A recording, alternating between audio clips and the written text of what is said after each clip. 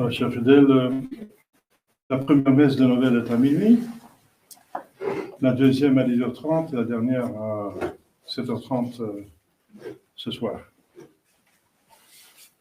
Donc les annonces, je les ai faites hier déjà, pas les répéter, tous étaient tous là. Au nom du Père et du Fils et du Saint-Esprit, ainsi soit-il. Chers fidèles, c'est, comme vous savez, une des plus grandes fêtes de l'année. La plus grande fête en soi, c'est Pâques, n'est-ce pas? Pâques suivi de la Pentecôte, puisque c'est la rédemption. C'est le but pourquoi notre Seigneur est venu. Mais Noël a quelque chose d'unique, n'est-ce pas? C'est une très bonne nouvelle, la meilleure que l'humanité n'a jamais acceptée. C'est qu'il y a un sauveur pour les misères humaines. Toutes les misères humaines. Absolument toutes. Vous connaissez la solution que notre Seigneur Jésus-Christ a apportée à toutes les misères.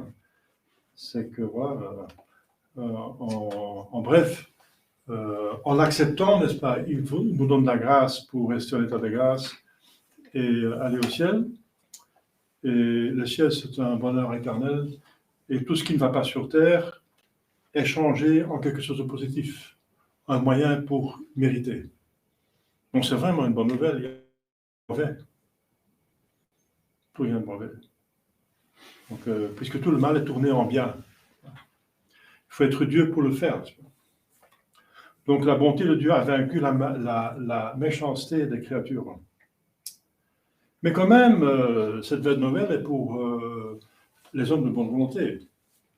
Aujourd'hui, l'humanité est divisée en deux. C'est pour ça que sous certains croix de l'Orient, n'est-ce pas, catholique, on voit au-dessus ou en dessous, ça dépend, une traversée qui penche. Donc l'une va en haut, c'est la droite, et l'une va en bas, c'est la gauche. Eh bien, c'est l'humanité qui, par la croix, est divisée en deux. Ceux qui acceptent la croix sont la partie qui va en haut, qui va au ciel. Mettez-vous à ma droite, les élus. Et ceux qui refusent la croix, c'est la partie qui pointe en bas. Et ce sont ceux qui vont être mis à la gauche au jugement dernier. Voilà. C'est pour ça que Simeon va dire à la Sainte Vierge Marie, il va être un signe de résurrection et de chute de beaucoup, finalement de tous. Ou bien ils vont ressusciter, ça veut dire aller vers le ciel, ou bien ils vont chuter dans l'enfer. C'est maintenant définitivement, n'est-ce pas, définitivement, ça veut dire, c'est à nous le choix. Parce que figurez-vous qu'à gauche et à droite, il y a deux de la main de Jésus-Christ qui sont autant crucifiés l'un que l'autre. Donc pour l'un et pour l'autre, Jésus a mérité les grâces pour aller au ciel. C'est ça, ce qui est incompréhensible, n'est-ce pas? Ça, c'est l'amour d'un Dieu, n'est-ce pas? Et ce petit enfant qui vient de naître, qui vient d'apparaître, n'est-ce pas? C'est pour ça qu'il est venu. Cet évangile de cette nuit, n'est-ce pas, fait référence aux circonstances particulières, mais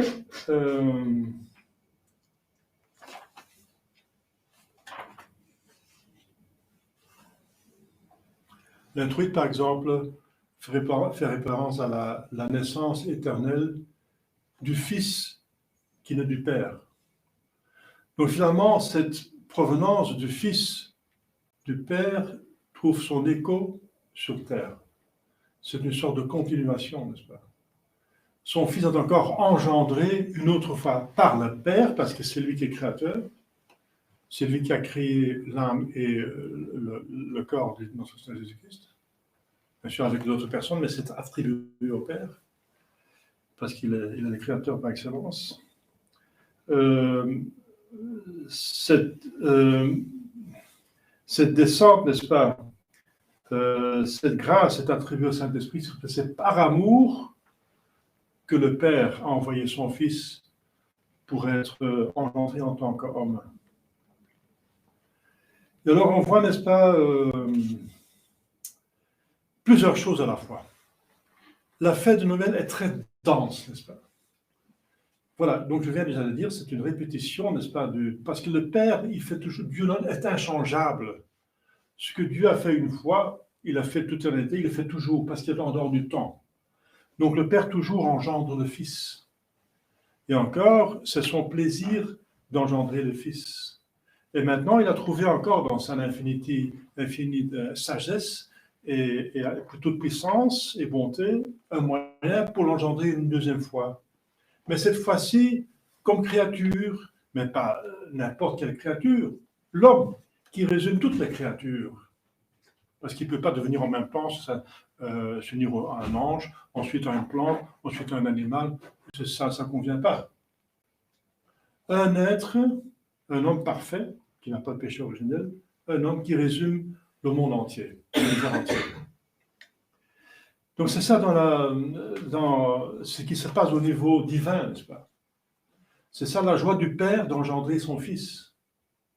Il a encore engendré d'une manière spéciale, en l'unissant avec toute la création, parce que l'homme résume toute la création, mais en même temps, les circonstances sont aussi très denses.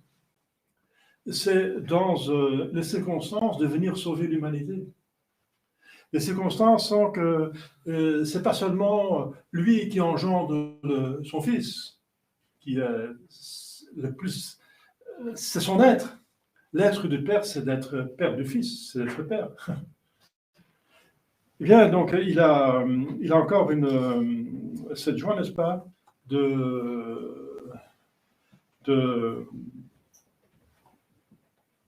pas seulement d'être Fils, mais encore expliciter, montrer les perfections de Dieu, plusieurs à la fois. D'abord, comme je viens de dire, le sermon d'hier, sa bonté infinie. La bonté infinie de Dieu, de se faire homme et de nous venir sauver. Ça déjà, c'est une méditation pour l'éternité. On n'a pas assez de temps sur Terre pour contempler cette bonté et le remercier. Mais ensuite, c'est une gloire pour sa sagesse qu'il a trouvé un moyen, n'est-ce pas, pour sauver l'homme, qui s'est apparemment définitivement caché, parce qu'il avait été créé dans l'état de grâce, dans le paradis terrestre. Dieu a dit, si vous mangez de ce fruit, vous allez mourir. Donc Dieu n'est pas revenu sur ses paroles, il tient ses paroles. Surtout parce que le diable avait dit, c'est pas vrai, vous n'allez pas mourir. Et là, c'est encore... il s'agit de l'honneur de Dieu. Dieu a dit, vous allez mourir, et vous allez mourir. Donc, il n'y a personne qui échappe à la mort. Mais il a trouvé un moyen dans sa sagesse, et vous connaissez ce moyen, c'est expliqué plusieurs fois, c'est que Dieu se fait homme pour, en notre place, subir le châtiment. Ça, il fallait y penser, n'est-ce pas? Que Dieu, parce que Dieu, en tant que Dieu, ne peut pas souffrir, mais il peut devenir homme, et en tant qu'homme, il peut souffrir. Et ensuite, cet homme a un mérite infini, et c'est le seul capable pour racheter l'homme, qui a un mal infini par le péché mortel. Et Dieu peut débarrasser du mal infini. Donc, quelle sagesse, n'est-ce pas, qui a trouvé ce moyen? Nous, on ne doit pas avoir cette idée, c'est impossible, n'est-ce pas? Et en même temps, c'est une bonté, comme je viens de dire, et c'est en même temps satisfaisant à sa justice. Sa justice qui aussi est infinie. Parce que Dieu aurait pu dire, oh Adam et Ève, vous avez péché, mais je suis bon, infiniment bon, je remets tous les péchés. Voilà. Vous avez une contrition, je remets tous les péchés, voilà. Ça suffit. Mais alors, sa justice serait insatisfaite, justement, parce que la balance n'était pas en ordre.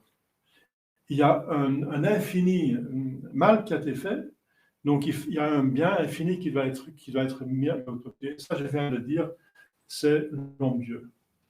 Donc, il satisfait en même temps à la justice divine. Alors, ça, c'est inclus dans Noël. Parce que vous savez que Noël, c'est l'apparition de l'incarnation, et l'incarnation, c'est le début de la rédemption. Il ne faut pas oublier que la rédemption a déjà commencé lors de la conception, le 25 mars.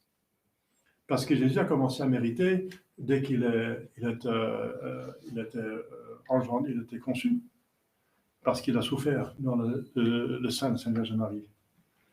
Donc il y a toute la rédemption, en Noël, il y a finalement les autres, il y a implicitement les autres mystères. Parce qu'il est venu sur terre justement pour mourir sur la croix. C'est pour ça qu'il va aussi vouloir naître dans une crèche de bois. Alors, hier on a vu, n'est-ce pas, et pendant l'Avent, j'ai insisté sur l'humilité, parce que c'est l'humilité, n'est-ce pas, qui va réparer le péché. C'est encore en même temps en Noël cette contraste, n'est-ce pas, c'est parce que Noël, c'est le début de la rédemption, c'est le début de la réparation. Eh bien, on répare avec le contraire du mal. Le mal a commencé par l'orgueil. L'orgueil, pour commencer, du diable, n'est-ce pas, qui s'est fait Dieu, maintenant qui veut amener l'homme dans sa chute. Parce que l'orgueil qui s'élève, c'est finalement une chute. C'est une chute parce que devant Dieu, on s'abaisse, on est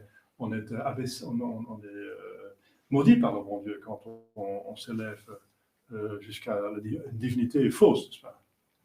Nous, on croit qu'on s'élève et finalement, on tombe. Et donc, c'est l'orgueil. Et c'est donc aussi l'orgueil de Ève qui voulait suivre le diable. Vous serez comme des dieux. Donc, la racine, le premier mouvement, n'est-ce pas, du péché, c'est celui du diable qu'il a communiqué à Adam et Ève. C'est l'orgueil. Eh bien, donc, le premier mouvement, n'est-ce pas, de la réparation, c'est l'humilité. Et là, j'en ai parlé déjà maintes fois pendant l'Avent, que le premier mouvement de l'incarnation, c'est l'humilité, c'est-à-dire un Dieu qui s'abaisse. Et quand Dieu fait quelque chose, c'est 100%. Ce n'est pas il s'abaisse et puis c'est fini, non, il s'abaisse pour toujours. Ça, c'est encore habilité pour toute l'éternité, vous n'avez pas assez avec votre vie pour comprendre que, d'abord, on va comprendre pas, d'essayer de comprendre qui est Dieu, c'est déjà une affaire extraordinaire. On ne saura jamais qui est Dieu, jamais. Même la Sainte Vierge Marie ne sait pas qui est Dieu, au sens strict. Il faut être Dieu pour comprendre Dieu. Donc c'est toujours de plus ou moins, quoi. Il n'y a personne, donc on n'aura même pas assez avec l'éternité pour comprendre qui est Dieu. On va le voir, mais pas totalement. Totalement, c'est pas possible, sinon il faut être Dieu. Il faut avoir une intelligence divine pour comprendre Dieu. Il faut être le Fils pour comprendre le Père, le Père pour comprendre le Fils. Donc, on va...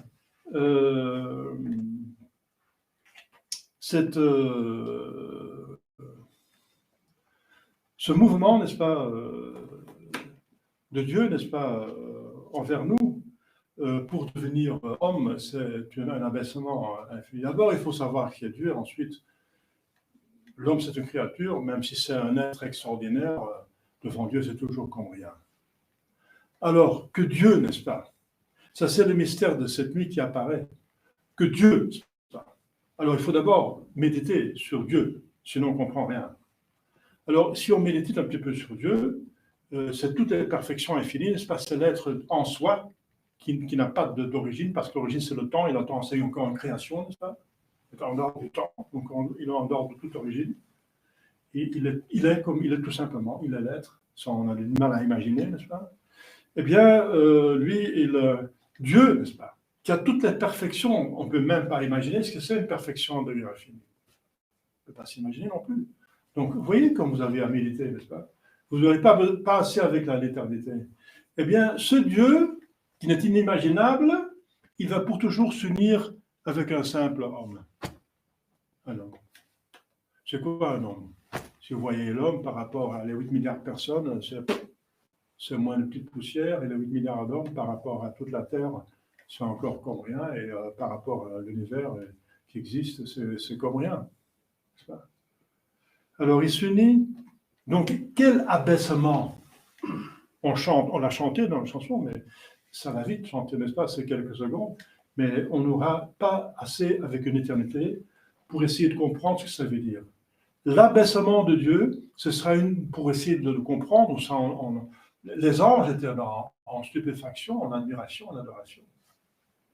Que Dieu qui se unit, n'est-ce pas, intimement, c'est dans la substance, n'est-ce pas? Dans la substance, il prend la substance, enfin la personnalité du deuxième s'unit avec la substance de l'âme et d'un corps humain pour toujours. Ce n'est pas juste pour venir jouer un rôle de rédempteur, et puis il remonte au ciel, puis il est de nouveau Dieu pour l'éternité. Bien sûr, il est toujours Dieu pour l'éternité, mais il est pour l'éternité homme. Ça déjà, c'est une humilité incroyable. Ça, on a médité pendant l'avant. Eh bien, le deuxième mouvement maintenant, n'est-ce pas, pour la réparation, c'est quoi? Eh bien, c'est pas seulement le péché. Là, il faut voir le péché dans Ève. Pour comprendre Jésus et Marie, le couple rédempteur, il faut voir le couple pécheur. Parce qu'ils vont réparer le couple pécheur. Alors, le deuxième mouvement, n'est-ce pas, du couple du péché, c'est quoi? Après l'orgueil, donc la révolte contre Dieu, c'est la tâche aux créatures. Et cette créature, c'est ce fruit qui a la connaissance du bien et du mal, et moi-même. Je le prends pour moi-même, mon moi. Donc je vais préférer moi-même la créature à Dieu. C'est ça la définition du péché. Que je préfère la créature à Dieu. Donc c'est l'attachement aux créatures qui est gravement pécamineux. C'est le deuxième mouvement criminel. Et comment est-ce que Dieu va réparer, Jésus va réparer ce mouvement criminel de la tâche de la créature? Eh bien, c'est ce qu'on voit cette nuit. C'est par une pauvreté extraordinaire. Le détachement des choses. C'est déjà incompréhensible que Dieu devait homme, et ensuite c'est encore incompréhensible la manière dont il va naître. On le répète chaque année, mais on en aura besoin, comme je dis, d'une éternité de comprendre un petit peu de quoi il s'agit vraiment. Un Dieu, n'est-ce pas, qui se fait homme, qui est le roi des rois, qui est le empereur, qui devait naître dans un palais entouré de tous les nobles du pays et de l'univers, tout le monde, n'est-ce pas? Il est rejeté par les nobles, rejeté par les prêtres. Ils vont dire au roi mage, allez le voir, là il est né à Bethléem, allez le voir, si vous le trouvez, venez nous dire. Ils ne sont même pas intéressés, n'est-ce pas? Et il va naître, il n'y aura pas de place, c'est la providence qui l'arrange, parce que Saint Joseph, il souffre, parce qu'il est responsable pour la famille, n'est-ce pas? Alors un père de famille veut quand même le meilleur pour sa famille, n'est-ce pas? C'est justement son rôle, d'abord engendrer les enfants, et ensuite les donner une bonne éducation, et voilà. Comme Dieu est créateur et providence, l'homme le remplace, il est aussi, voilà, il est générateur, enfin, il est parent, et ensuite il va éduquer, il va protéger l'enfant et l'éduquer. Ça, c'est le soin du père. Et Joseph a ce rôle. Il n'était pas le père biologique, mais le père légitime. Il avait ce rôle de prendre soin pour sa femme, qui est la mère de Dieu.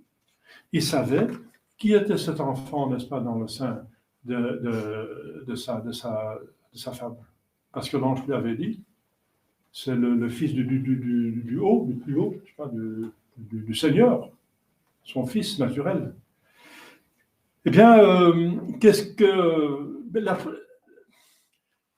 Les circonstances l'obligent d'aller à Bethléem, parce qu'il y a le comptage, n'est-ce pas, organisé par l'empereur de Rome. Et il doit aller à Bethléem parce qu'il est de Bethléem, il est de la ville de David, la famille de David. Et il doit aller là pour s'inscrire et donner une certaine tribu, forcément, n'est-ce pas, les taxes. Et oui, parce qu'il y a tout le monde qui va là, n'est-ce pas, tout ce qui provient de Bethléem à Bethléem, bien, il n'y a plus de place dans l'hôtellerie, nulle part. Parce qu'il y a de la famille, parce qu'il est originaire de Bethléem. Il y a de la famille. Eh bien, personne de sa famille, de sa connaissance, on de la place. quoique sa femme est visiblement enceinte. Donc c'est doublement pénible. Et alors, la meilleure chose qu'il trouve, c'est quelque part dans la campagne, n'est-ce pas, une grotte qui est établie comme une étable. Donc c'est en même temps une grotte, et puis ils ont fait une structure en bois pour rétrécir le trou d'entrée et un petit peu aménagé pour être un abri pour les animaux. Voilà. Parce qu'une grotte a normalement une trop grande entrée, et puis on a diminué, on a fait une construction de bois dans la grotte. Eh bien, c'est là, c'est le seul abri qu'il trouve. Mais c'est la providence qu'il a voulu, et Saint Joseph le comprend, et la Sainte Vierge va le consoler. Ils vont comprendre tous les deux que c'est Dieu qui le voulait, mais n'empêche qu'il souffre.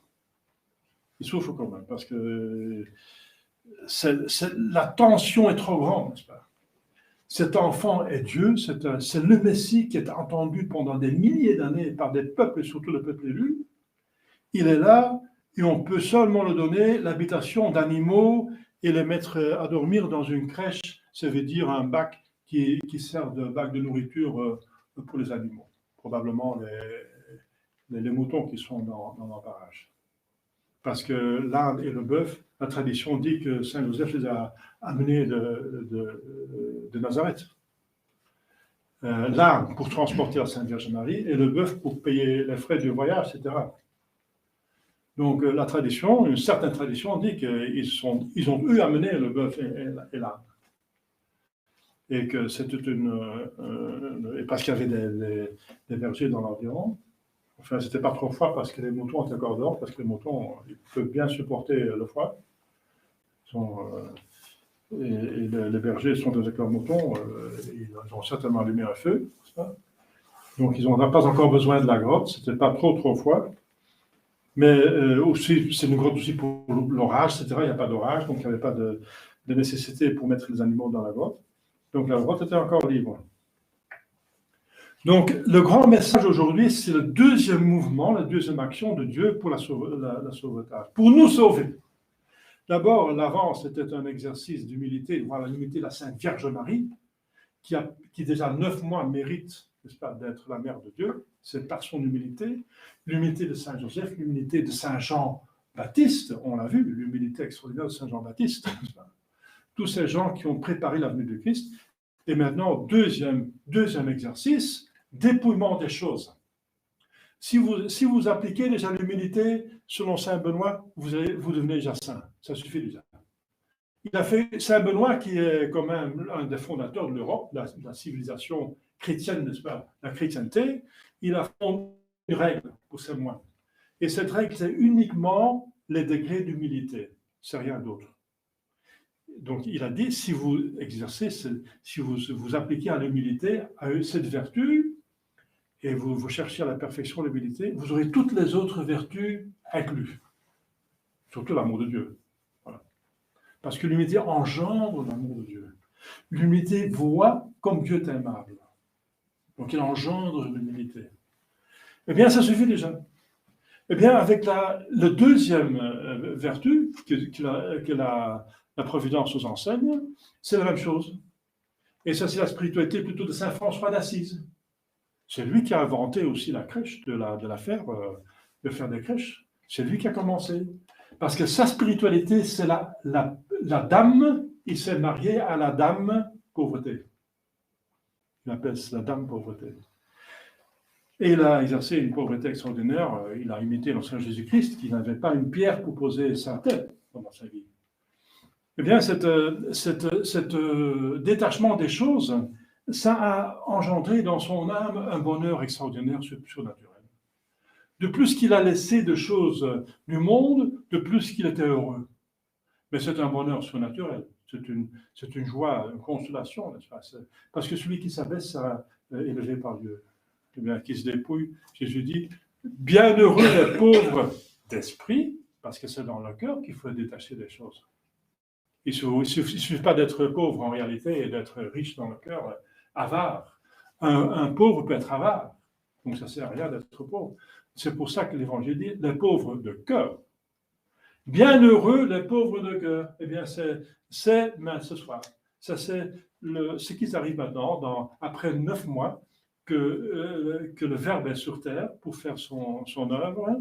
Après l'humilité extraordinaire, c'est la pauvreté extraordinaire. Et ça ne suffit pas d'être né dans un bac, n'est-ce pas, pour des animaux. Et maintenant, ici, je suis dans une ferme et j'ai des moutons. Je sais ce que c'est, des saletés que les animaux peuvent amener. Les animaux ne sont pas très hygiéniques, n'est-ce pas? Alors, les animaux, c'est des animaux. Ce n'est pas vraiment glorieux, n'est-ce pas? Ce n'est pas un hôtel 5 étoiles, hein, donc un bac et une étable, n'est-ce pas? Eh bien voilà, donc ça suffit même pas. Il va encore devenir plus pauvre. Ça veut dire qu'il n'a même plus une grotte. Il va fuir. La nuit, il va fuir parce qu'on veut tuer. Il vient de naître, on veut encore tuer. On veut qu'il n'existe pas. Et on va tuer des milliers, des centaines d'enfants qui sont dans l'environ. C'est encore affreux, n'est-ce pas? Et on en veut à sa vie et il va devoir fuir avec Joseph et Marie dans un pays étranger, même hostile, parce que les Égyptiens n'ont jamais pu digérer que les Israélites les ont vaincus. Ils ont cassé, ils ont enfin leur Dieu a tué, n'est-ce pas, détruit leur armée à l'époque, quand ils ont fait les Voilà, chers fidèles, c'est deux petits points, n'est-ce pas? L'humilité, ça on a vu pendant l'avant, mais il ne faut jamais l'oublier, n'est-ce pas? C'est un exercice pour toute la vie, et même pour l'éternité, parce que dans le ciel, on va vraiment être humble. Alors on va voir Dieu de face à face. Alors on va voir comme il est grand, comme nous sommes petits. L'humilité va là tout seul. Là. Ça va tout seul. On va tomber dans le néant et on va penser de tomber dans un gouffre du néant. Mais on va être rattrapé par la bonté de Dieu qui se penche sur ce petit être presque néant pour le diviniser. Donc on va voir Dieu et on va voir qu'il est grand, mais on est rattrapé par sa bonté, ce qui est encore extraordinaire, qui s'occupe de cette poussière pour la diviniser, n'est-ce pas? C'est sa bonté infinie. Eh bien, ça, on a vu à l'avant, c'est un exercice pour toute la vie, et maintenant, l'autre exercice pour toute votre vie, parce que c'est par ça que les gens pêchent, par l'attachement aux créatures. Le péché a deux mouvements, c'est se détourner de Dieu et se tourner vers la créature. Eh bien, ces deux mouvements, Jésus vient les réparer. C'est se tourner vers Dieu par l'humilité et de ne se pas détourner de Dieu et de se détourner des créatures pour autant qu'ils sont désordonnés, qui nous damnent, n'est-ce pas, qui nous font du mal, quoi, qui nous donnent un plaisir, et c'est passager, et c'est illusoire, c'est rien. Mais ça semble quelque chose, mais par rapport à l'éternité, par rapport à la divinité et le bonheur divin que Dieu veut nous donner, c'est comme rien. Enfin, je m'arrête là, n'est-ce pas? Mais c'est tellement dense, n'est-ce pas? On pourra presser une retraite, n'est-ce pas, sur Noël. Voilà, chers fidèles, je donne ça à votre sainte méditation, de méditer l'humilité, n'est-ce pas, de Dieu et les personnages qui l'entourent, qui le suivent. La Sainte Vierge Marie, Saint Jean-Baptiste, Saint Joseph, et maintenant le dépouillement. Parce que la Sainte Vierge Marie aussi était pauvre, n'est-ce pas? Saint Joseph était pauvre. Jésus, n'est-ce pas, qui va les suivre en Égypte, et ensuite il va revenir en Nazareth. Ils vont vivre encore en très simple, n'est-ce pas, très simple à Nazareth. Il ne va même pas faire des miracles pour rendre la vie facile. Parce que l'Écriture sainte dit qu'à Cana, c'était le premier miracle que Jésus faisait. Donc apparemment, il n'a pas fait des miracles avant. Ce serait trop facile. Voilà, sœur fidèle, on est en admiration incroyable parce que nous touche le cœur, parce que c'est fait par amour, n'est-ce pas? C'est fait par amour de nous. Eh bien, tout ça, n'est-ce pas, cette humilité, ce détachement, c'est fait par qui nous aime, parce qu'il nous cherche pour nous amener au ciel. Alors, il faut ouvrir sur votre cœur pour ça, n'est-ce pas? Il faut au moins considérer cette bonté, n'est-ce pas? Voilà, et si on considère cette bonté, on va l'aimer automatiquement. Demandons à Sainte Vierge Marie et Saint Joseph pour bien accueillir l'enfant Jésus. Au nom du Père et du Fils et du Saint-Esprit, ainsi soit-il.